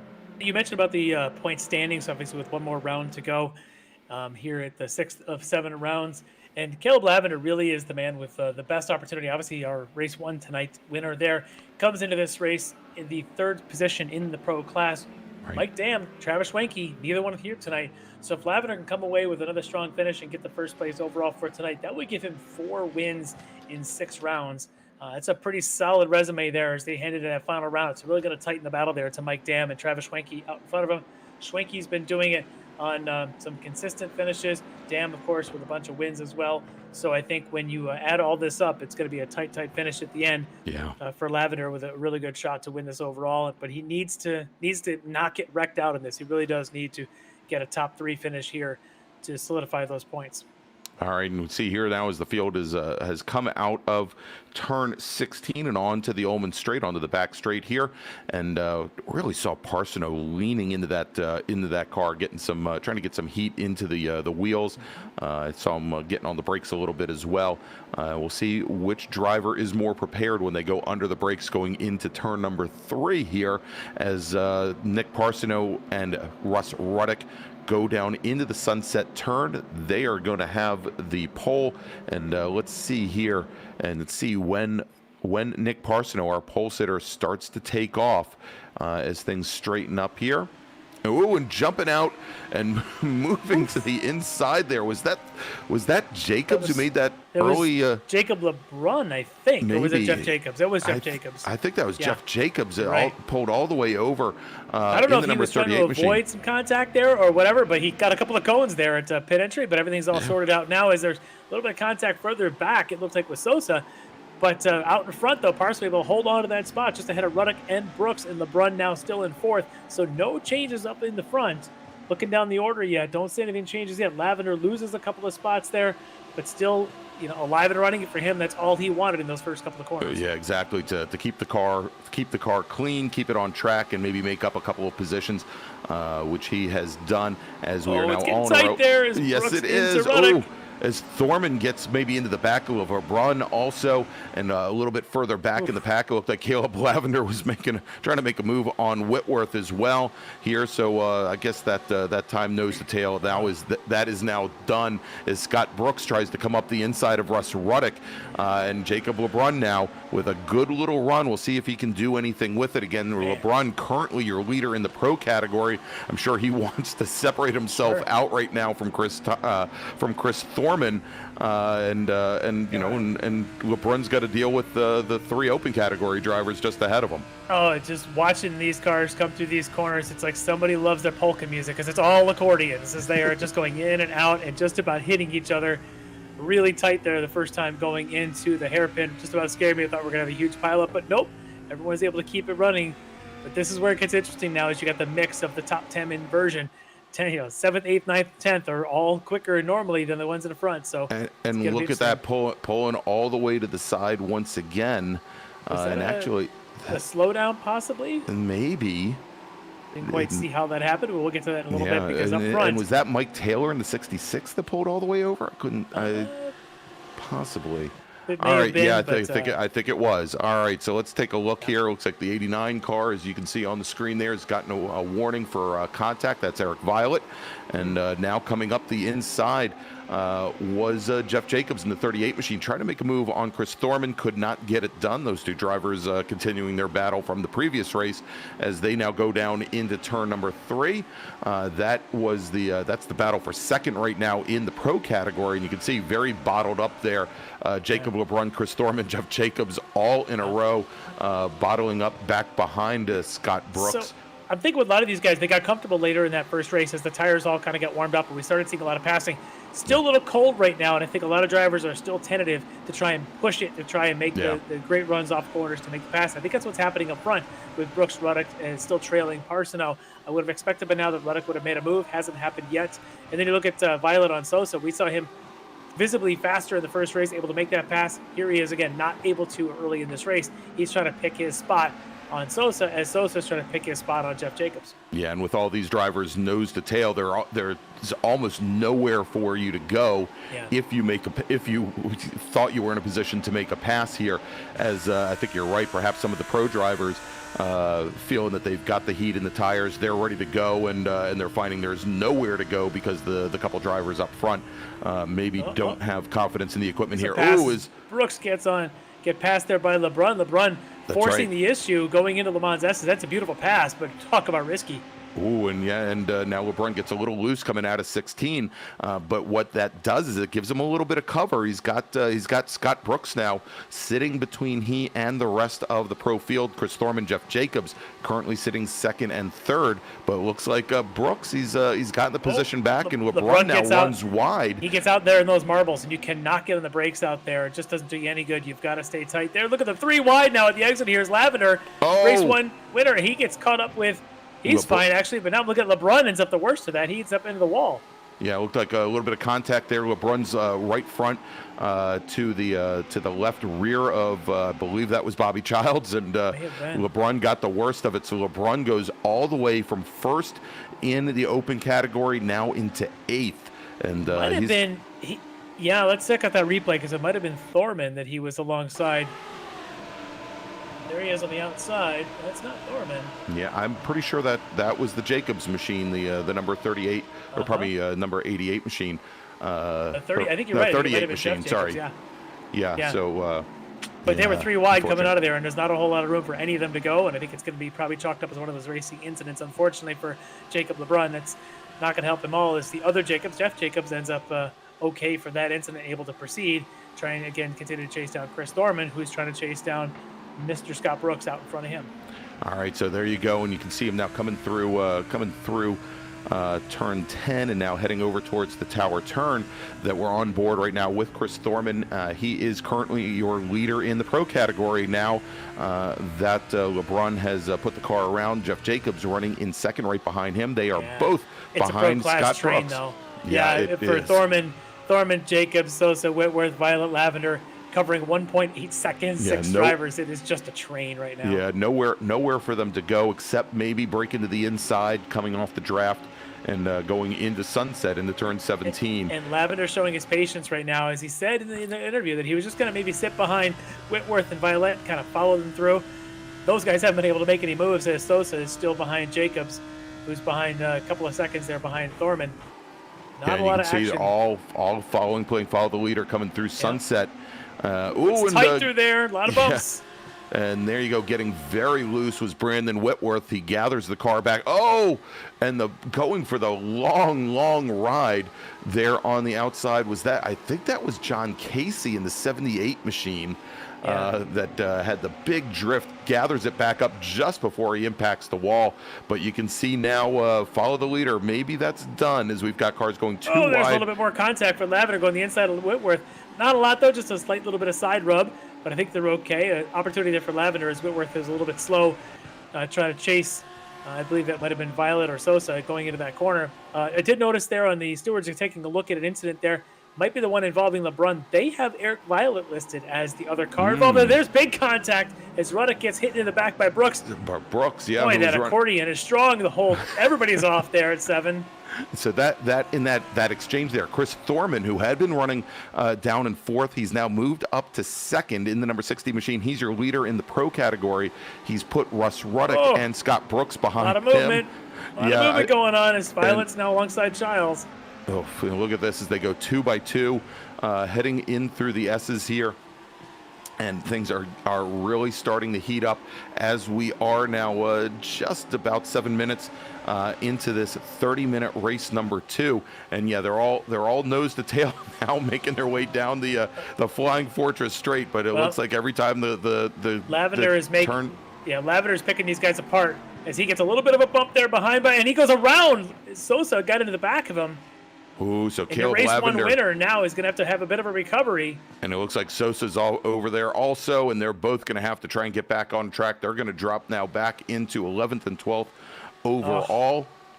Let's take a look here, Larry, at the replay as they went down into it looks like into Lavender the chicane. Gets alongside. He's looking up in front of him, but up behind him, Yeah, that Whitworth that was gets in the back of Whitworth him? got into the back of Lavender, and it looks like Sosa just went around on his own. Yeah. Maybe dropped a little bit into the curbing there, but looked like the big issue there was the violet car, the 89. Yeah, the stewards have got a lot of work to do. They're already looking at the one incident involving Jacob LeBrun. Now they have to go look at another one, probably there involving Whitworth and Lavender. Meanwhile, this guy, Mr. Barcino, Nick Barcino, out leading the race, but he's now got company as Chris Thorman has closed that gap quickly. Remember, at one point, I think it was about 3-4 seconds. That is gone as Thorman has been quickly chasing him down. He's going to take a bit of a nose down the inside of 7. As they go through. So we've got Parsono, who's our open category leader, Thorman, who is our pro category leader, running 1-2. Then we've got Ruddick and Brooks running 2nd and 3rd in the open category. Then Brandon Whitworth in the number 42 machine. But, we'll have to see as Whitworth was involved in a little argy-bargy there just a few moments ago, what's going to happen with Whitworth, who is currently running 5th overall, 2nd in the pro category. But would not battle. be surprised if penalties are assigned to Whitworth for that, which in that case would help Bobby Childs and Eric Violet currently behind him. Those guys don't necessarily have time to sit and wait to see if the penalty is assessed. They've got to try and get around him if they can. But this battle right now is Thorman trying to pick a spot here on Barcino as he's up under the back of him going into those S's. Yeah, maybe he pushes Barcino a little bit wide going into 15. There's the race control reporting. That is Whitworth and Lavender. And Lavender, yes. So they're going to take a look at that incident. As we're going to continue to take a look at this Barcino and Thorman battling for the lead between the two different class leaders. This is a fun one. Yeah, this is great. It looked like Thorman might have gotten Parsono a little out of sorts going through the chicane over at Le Mans, but Thorman's got a run, too good of a run, I think. Oh yeah, it looked like he was going to try and stick it underneath Parsono. Parsono came to the inside the cover, but Thorman now with a great run coming down into turn 1, and looks like you see there the 50 car has been assessed a drive-through penalty. Yeah, that's 50. That's Sosa. That's Sosa. I don't recall which incident that was, unless Sosa was involved with the LeBrun incident, but I don't recall seeing. We thought that was Jeff Jacobs, but we'll have to, I'm not sure which incident that was involving Sosa, but it does look as though he's been assessed a penalty. All right, so here we go as Parsono still leads Thorman. Thorman was not able to get it done going into turn 1, heading down into turn 3. We'll see if he tries to stick the nose underneath Parsono going into the hairpin at 7. He's showing the nose. Parsono getting a little defensive as they come under braking now into 7. And Parsono, if he can keep that car on track, and you can see there had to really crank the wheel over, Larry, but manages to get it straightened out through 8 and 9. So a couple things you're now seeing at car 42. That is Brandon Whitworth. He's been assessed a drive-through penalty, so that will take him out of the mix. That's for his involvement with the Caleb Lavender incident. I went back and checked that car number 50 incident. That, of course, was Sosa. He was involved with an incident with Jeff Jacobs, as you notice, who's now a lap down. So the penalty for Sosa is his incident with Jeff Jacobs. Still no ruling, I think, is the incident between the 89 and the 12. The 89, of course, being Eric Violet's. Don't know if that's actually who that was, but no response yet from the stewards there. It's been a busy night in the stewards room. Yes, it has. All right, as we jump back here with Parsono and Thorman, and Parsono opens up maybe about 2.5 car lengths as they come out of 16 onto the back straight. I think we'll see that Thorman is able to make up most of that in the draft, but he may not be in position to take another run at Parsono going into Sunset, and indeed just a little bit too far back this time around. But looks like he's got a little bit tighter line going through 17 Alpha, and might have made up just a little bit of ground on exit as Parsono tries to tighten things up on exit. Yeah, Parsono doing a pretty good job of defensive lines. As that's Whitworth going to serve his penalty, the number 42 machine. That'll help move Bobby Childs and Eric Violet up one spot, as Violet right now is one of the quickest cars on the track. He and Andre Saunders are trying to chase down Childs and try to make their way through this pack, knowing that those are probably the fastest guys on the track of this top 7 or 8. Boy, right up under him. Oh, and there we go. Yeah, this almost might be the pass for the lead going into 7. Yeah, almost got directly underneath him. Here we go. He's got position now going into 17. Or probably not into 17, into 7, into the hairpin. And looks like Thorman, he is able to get it done to move Chris Thorman, driver of the number 60. Oh, well. That's a wide car right now as he's trying to hold Partsnow from the counter move. I don't know if those are lots of moves, but it certainly was a strategic line there. Yeah, and it does get very tight there, Larry, through 10, 11, and 12, and he manages to hold off Parsono as they make the run down to turn 13 through the tower turn, now under braking and onto the Flying Fortress straight. So your new leader now, Chris Thorman, driver of the number 60 machine. He is your pro class leader. Nick Parsono, he drops back the second, but he still holds on to the lead in the open category. Yeah, but Russ Ruddock and Scott Brooks are coming. Yeah, I was going to say he's got Ruddock, he's got Brooks, he's got Child lined up behind him. Just in the wind there waiting. As soon as he can get by Brooks, this might be the straightaway where he makes that move for Bobby Childs. Brooks a pretty good exit, but Childs has some draft. He's going to get a push from behind as well in Eric Violet. I was just going to say, let's see if Violet tries to beats him to the punch and complicates things. There you go. There's Bobby Childs now. Pokes to the inside of Scott Brooks and under braking. Let's see if he can hold him off. And I'll tell you, I think Violet's going to play a good pick there to hold Scott Brooks out. Looks like Saunders is going to do the same thing. All three of them are going to go right on by Brooks, unfortunately, in one corner. There you go. And now Scott Brooks, he's going to have to deal with 2 pro class cars just ahead of him between he and our new second place, probably our new third place runner in the open category. That is Bobby Childs. Great move by Bobby. Got it done when he needed to. And unfortunately for Scotty Brooks, traffic can be problematic no knock on Scott sometimes. Brooks, but that is often the difference there between a pro class and an open class driver. The pro class drivers have that solid line entry. They're able to control that under braking in a corner like 17, and the intelligence of the second and third runners in that group there with Violet and Saunders to follow Bobby Childs through and to make it all through in one corner, as Violet and Saunders now look a little more amateur-like as it's getting a little bit bumpy going into turn 7 this time through. But those guys previously through 17 definitely showing their pro form by taking advantage of that and getting on by Scott Brooks. Brooks now, though, saying, hey, these guys up front are getting a little bumpy. Maybe I should take my spot back. All right, let's take a look here as we're on board now with Russ Ruddock, currently running second in the open category. He's a full 2 seconds back from Nick Parsono. Those little battles there between Thorman and Parsono didn't allow the rest of the field to catch back up in the second, but Ruddock now under attack, definitely by Bobby Childs in the number 88 machine, starting to close things down. It's more it's a swarm of Lamborghinis there behind him. That's right. All right, let's take a look. We've got a replay coming up here as they make their run. Bumper cars, a little bit there, a little bit there. That started with Violet actually getting into the back of Bobby Childs. Bobby was just trying to not take out Ruddock in front of him. Luckily, they all continue, but that easily could have been a bigger mess than it was. Yeah, and it looked like Saunders was the third one in line there with the little love tap going into 7. Again, all those drivers able to keep their hands on the wheel, keep things straight here as we now take a look coming out of 17 as we've got Eric Violet trying to make a move on Bobby Childs. Again, this is not for position in class, but it is for 4th overall.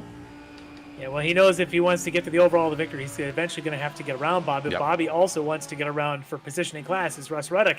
And that's what makes this interesting is these guys, it is 2 different battles going on between Ruddock and Childs and then, of course, Violet and Saunders. But somebody wants to win this overall of the race.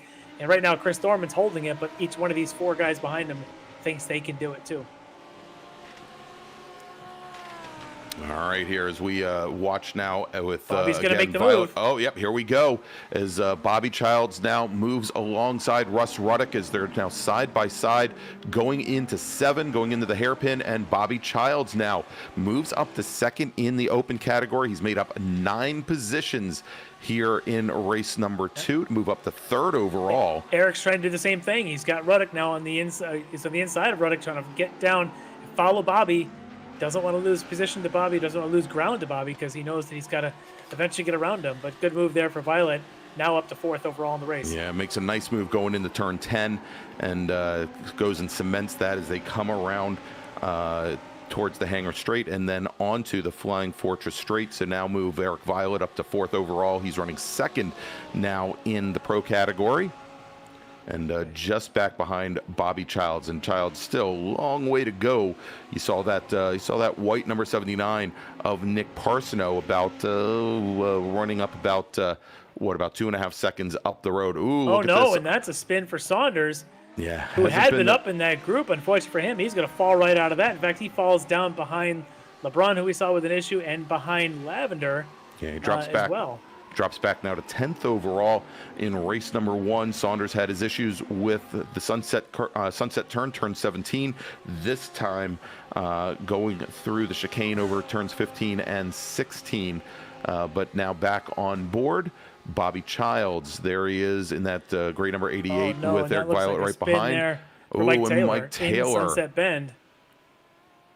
Yeah, as he comes under the bridge at 17, looks like Mike Taylor now, and that's going to drop him back to 11th overall, 5th in the open category. Oddly, that is where he started the evening, but I'm sure not where he wanted to be at this point. As we go back to the battles here, Russ Ruddock with now Scott Brooks right behind him. And this is the battle for the last step on the podium now in the open category. It's so interesting is just in front of them, though, is that Bobby Childs and Eric Violet, which is not for position. That is two different. They're currently each second in their respective classes. For Violet, he wants to win this race, as I'm sure does Bobby Childs. Neither one of them would benefit from the two of them battling. So the two of them kind of have to work together. They kind of got to be a little bit of co-opetition going on here to try and catch Parsono out in front of them about 2 seconds up the road. And then another 3 seconds or so to get up to Chris Thorman. Yeah, so these two and have basically to start battling with the white flag in the air. Let them work it out on the very last lap, because where they are right now does not do them any good, really, as they. But it looks like Violet would be the faster if they were swapping positions. Right.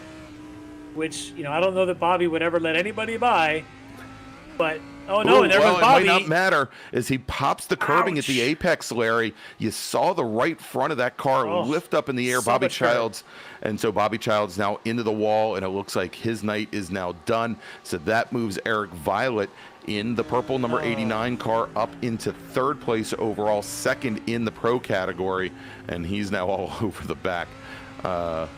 Yeah, let's take a look at the replay here, Larry, right, as they're coming through 16. Let's take a look at this. He's got a good shot here. The helicopter gets that curbing on the inside, and the car just starts to go and never comes back. Nothing he could do there once he got up on the curbing.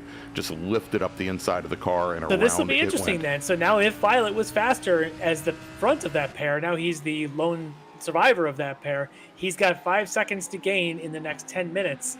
So that's roughly about 5 laps. He's got to go about a second a lap faster than Thorman to catch him, and he still has to get back Nick Parsono before he can get there. So this is going to be interesting for Violet. Yeah, it's definitely going to be a challenge as we now have almost or just about 9 minutes remaining in this 30-minute sprint. And but I'll tell you here is he needs to get up to Parsono. The difference right now, that last time by, almost exactly 1 second between Violet and Parsono. That again, that only gets him up to 2nd, doesn't get him into the lead, and you wouldn't expect Parsono to just lay over and let him by. So it's definitely going to be a challenge for Eric Violet if he wants to get up to Chris Thorman here. Yeah, and I'm also keeping an eye on our race 1 winner, Caleb Lavender, who's currently sitting in the 6th spot overall after that spin that he had early in the race. He's been making up some ground. He's now right on the tail of that Brooks and Ruddock battle, as we got a good shot here of Saunders chasing down Jacob LeBrun. Each of these guys have had their share of spins. Saunders had one late in this race, and of course had a couple there in the first race. LeBrun had a little bit of help with his here in this second race. But LeBrun going to try and hold off Saunders, but I'm not sure there's much he can do right now. I don't think he can there. Oh, he moves over just a little bit just as Saunders is trying to poke to the inside, but it looks like Saunders has a great run going down the Ullman Straight here and over towards Sunset. Again, Saunders giving a little bit of room on entry, but looks like he's got that pass cemented as we jump back over now. Here's Violet. Yeah, it's Parsono trying to hold off Eric Violet. Now, again, this is not a battle for position in class. Parsono is currently your open category leader. Violet currently running 2nd in the pro category. But it doesn't look like it matters all that much to Nick Parsono. He was making it a challenge for Chris Thorman to get by earlier. I don't see why he wouldn't do it right now for Eric Violet. He's driving a very wide Lamborghini right now. Yeah. But Violet, his best move is going to be to try and set him up coming off of the 7, but I think we're going to catch a replay here. Yeah, Larry, we're going to jump back here to Sosa. And we'll take a look. Oh, that's a lot of dirt. Yes, it is. Oh, no, that's going to be a lot of wall. Oof. Yeah, Oof. That was painful. That was coming out of turn. That was coming out of 13, the tower turn onto the Flying Fortress. That frunk. Yeah. That's not good. No, that is usually the kiss of death with these Lamborghinis. That and when the rear window pops out or the fairing in the back. Caleb Lavender now is caught this battle of Ruddick and Brooks. Ruddick and Brooks running second and third in the open class. Lavender right now third overall in the pro class, but sixth in the field of running. He would like to get by these two because he can see Parsono and Violet up in front of him. Oh, and yeah, it takes a little poke to the inside there as they came into the chicane. I don't know that he'll be able to do it before the S's, but I suspect coming down the back straight. I'm sure I'll try to pick off at least one of them coming down into 17.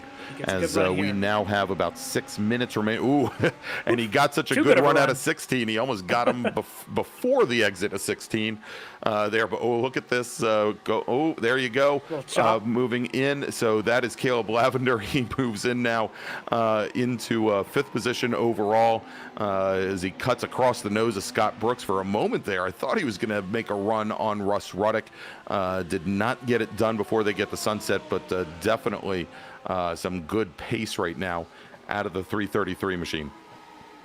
All right, let's take a look back here, Larry. I think we've got Andre Saunders in the number 72 entry, perhaps with a few more issues.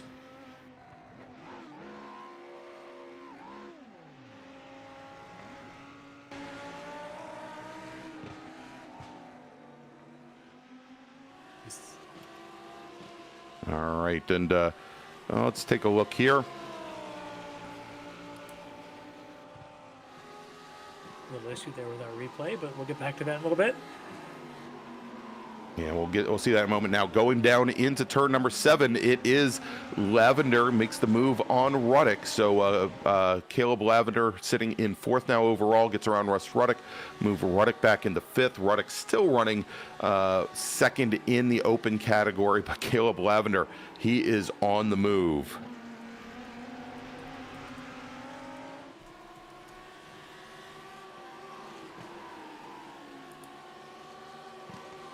Yeah, Lavender has just been flying, now able to dispatch Ruddick, and now he's sitting in that 4th overall, and he can see Parsono and Violet out in front of him. 5 minutes to go. Don't know if he can catch Parsono, but if anybody can right now, it's Lavender in the pace that he's running.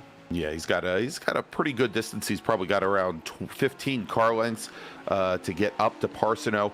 But I guess the other big story here.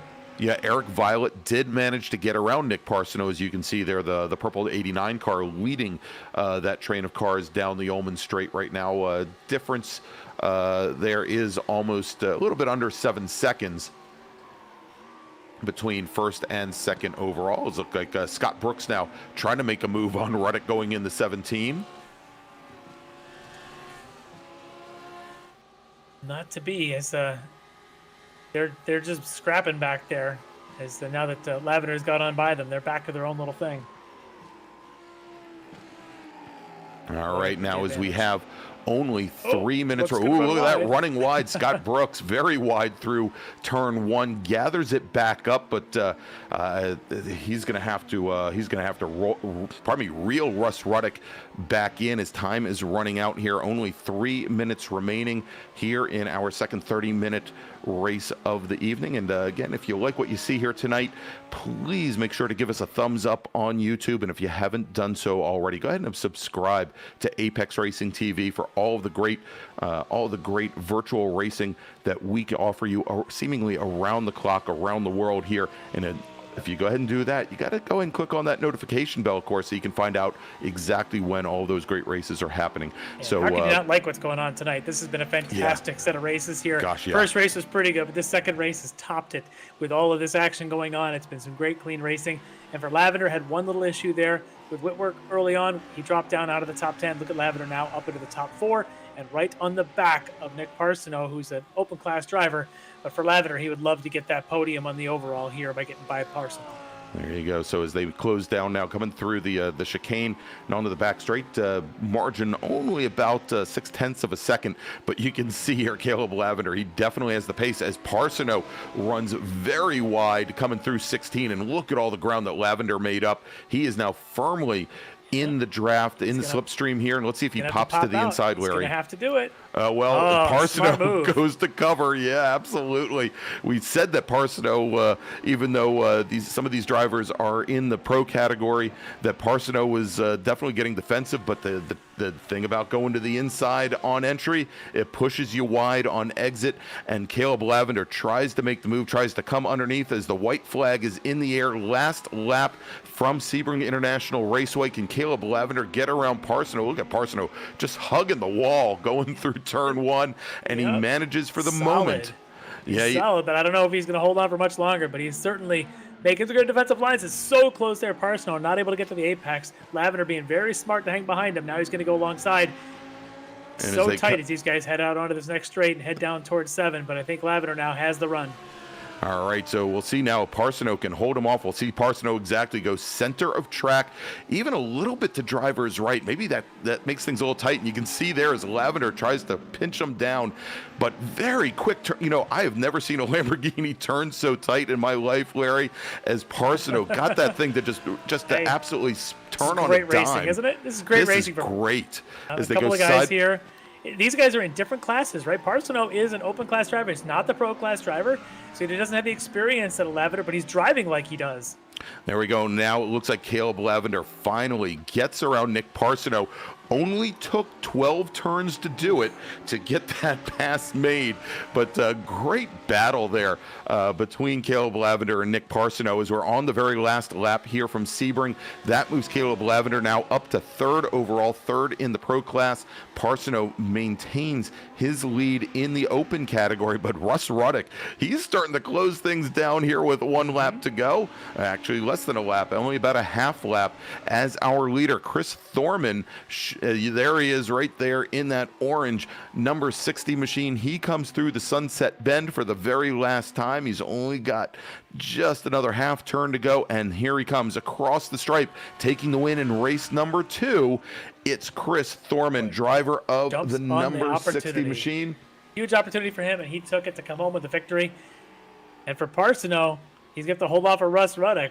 I thought maybe all that battling there with Lavender was going to hurt him, but he managed to hold on to the open class lead just barely. There you go. So Thorman, his D2D e-racing machine, takes the win. Eric Violet will finish 2nd. Caleb Lavender 3rd. That is your podium in the pro category. Nick Parsono holds off the field in the open category to take the win there in the number 79 NAP Motorsports entry. Russ Ruddick will work his way up to 2nd. Scott Brooks will finish in 3rd. Great run here in our last race. And you said it, Larry, certainly the excitement level in race number 2, you can't beat that. That was amazing racing there, especially had a for the last last 10 everything. minutes. He had all the opportunities of starting out on the front row, where Nick Parsono actually started the 2nd race on the pole position, turns that into an open class victory. So congrats to him, and had opportunities there for Lavender after having that spin to be able to come back. What a fantastic drive to get up onto the final podium. Really just a great runs all around. That was some great racing side by side in lots of places. And I feel bad for the Bobby Childs, and had his issues there in that race after a pretty good run. And some of the others that could not quite make it to the finish, but it's a pretty good finish there for Thorman, Violet, Lavender, and Parsono in that 2nd race. All right, tell you what, Larry, why don't we take a quick little break here? We're going to thank some of our sponsors, and when we come back, we'll talk to some of our podium finishers here and get their thoughts on race number 2.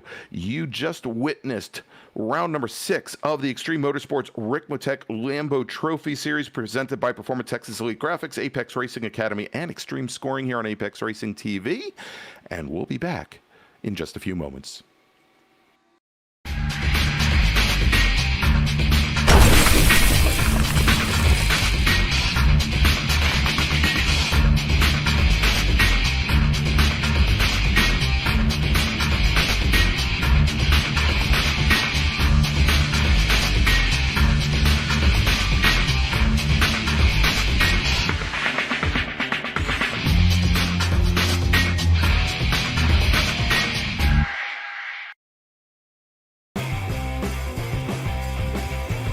Ricmotech high-performance sim racing equipment. Whether you're just looking to have fun, train for race day, or become a serious esports competitor, Ricmotech has you covered. Hundreds of name brand parts. Support from experts that love sim racing. Trusted by the pros. There's only one place to go, Ricmotech.com.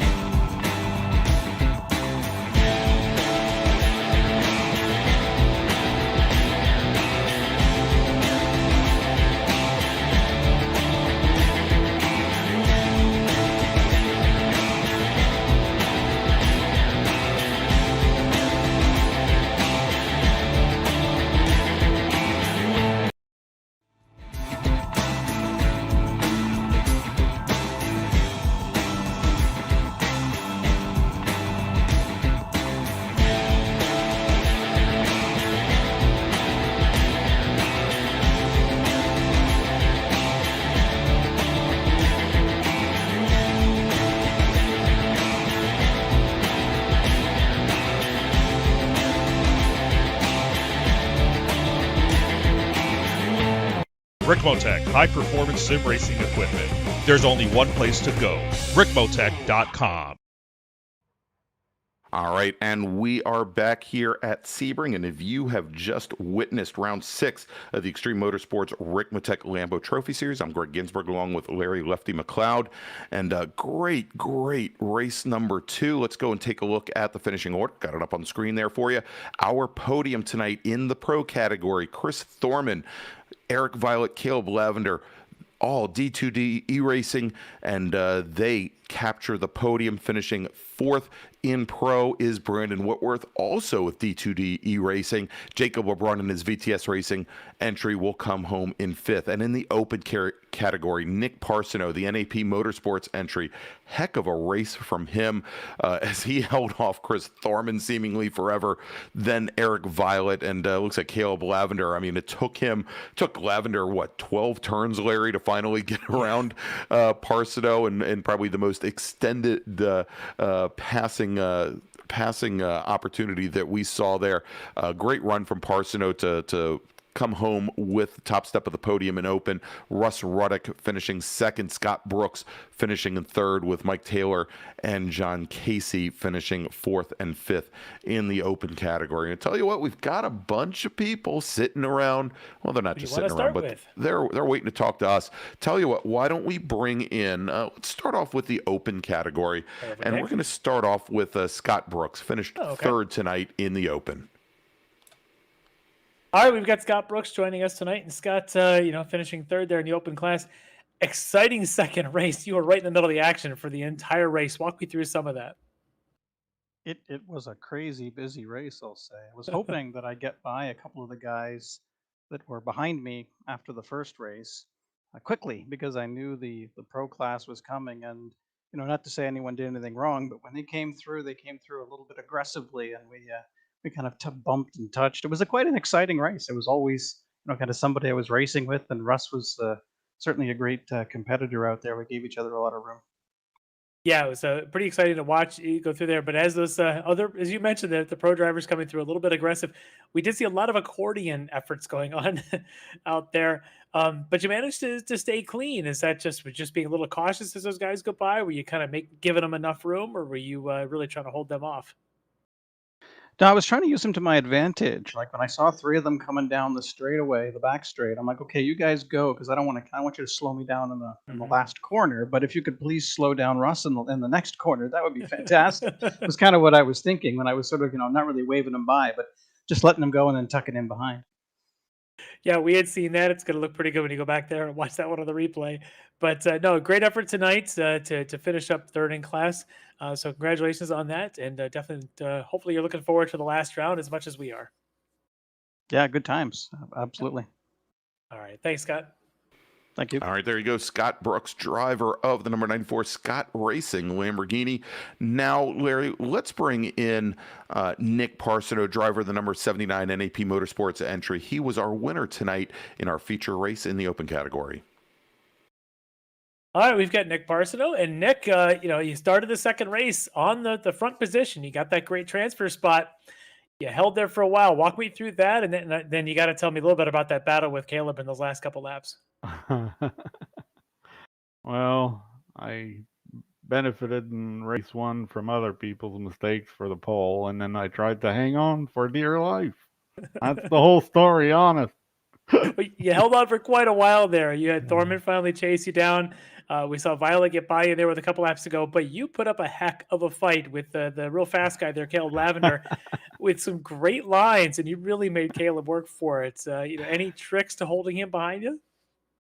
Imagine your car's really wide and drive it like it's really No, I saw that he was for podium, so I thought, well, I'll at least fight this one, and it was the white flag, so I thought, well, we'll give it a try, and if he makes a mistake or if he can't do it, he can't do it, so. But yeah, I saw it would have been really, really close coming out of that left-hander where I kind of checked out of the battle. I didn't want us to wreck, so I checked out of that battle. But yeah, it was a good little battle for a few corners there. It was fun. Yeah, we thought for a minute that battling was going to suddenly bring Russ Ruddock right back to you as he was right on your tail going across our finish. Was that thought going through your mind on that last lap that, hey, if I battle too much, Russ is going to catch me? Not during the battle because I was really just thinking third. But then, yeah, when I let Caleb go, then I looked at the delta and I was like, uh-oh, better not make a slip up because that guy's gonna have it. Yeah, that guy was for class, actually. So you ended up taking the class victory tonight. So congratulations on that. Is there anybody you want to thank for that class victory? God, no. All right. Well, no, I'm just kidding. I just like to thank the league guys. They're really cool. They run a pretty good show, and it's pretty clean racing, which is what makes it fun, to be honest. So. Oh, fantastic! Yeah, racing tonight, I mean the side by side stuff wouldn't be possible if people didn't have good courtesy and decent racecraft. So no, it's generally towards the league. Yeah. Yeah, for sure. Great league, and you're absolutely right. Some of the cleanest racing anywhere on the web. So, congratulations on your victory tonight. Go enjoy it, and we'll catch you next time out. Well, it's only 10 to 4 a.m. here. I'd just like to point. That's true. Yes, you're over there on French time. Yes, have a nightcap, my friend. Only in the middle of the night. Go have a nice glass of red wine, and you get yourself some sleep. Thanks. All right, thanks, Nick.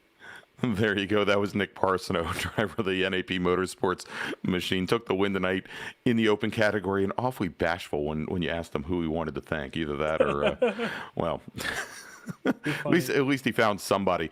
All right. Well, we had Eric Violet, and I guess he felt one interview with us was enough tonight. So he's this is the guy I want to talk to anyway. Exactly. Let's bring in our winner from race number 2, Chris Thorman, driver of the D2D iRacing number 60 Lamborghini. We've got Chris, who leading a D2D iRacing 1-2-3 finish for the second half of our night tonight. Chris, congratulations on that finish, and tell me a little bit about your race.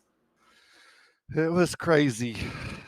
I've never been out there in the front. This is my first win in 5 seasons with these guys, and congrats. I just was terrified them last couple laps.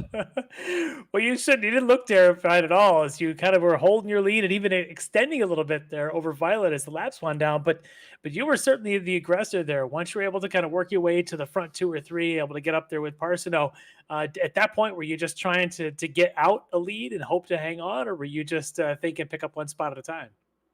I was just going one spot at a time, and what I was really trying to do was keep Eric and Caleb behind me. Yeah, well, you did a fantastic job of that. As at the end of the race, you're still about 5 seconds ahead of Eric down to that stretch. But you really showed some strong pace tonight. Is that just really a lot of practice? You really comfortable with the Sebring track? Yes, I love this car and I love the track, so it was just a good fit for me. Yeah, but you got to feel good for the whole teammates there with Eric and Caleb winning it up there at the other 2 steps on the podium. Yes, I don't know if we've ever done this before. Yeah, well, a couple of firsts tonight then, right? First for the GTE Racing sweep of the podium and first victory in a couple of years there for you here in the Ricmotech series. So, Chris, congratulations on that. And I got to ask, who do you want to thank for this victory tonight? I got to thank Ricmotech for all the great equipment. I got to thank Performa Elite Texas Graphics for supporting me, and D2D for just being a great team, helping me out all the time. Absolutely. You got a couple of great folks there you rattle off. So we appreciate all of them. So congratulations, Chris, and go pop a little bit of bubbly. We know the Nick's going to go drink a little bit. I think you might want to have yourself a little bit of beverage to celebrate this one as well. Yep. All right. Thanks, Chris. Congratulations. Thank you. All right, there you go. Congratulations to Chris Thorman, his very first win here in the Lamborghini Trophy Series with the number 60 D2D e-racing machine.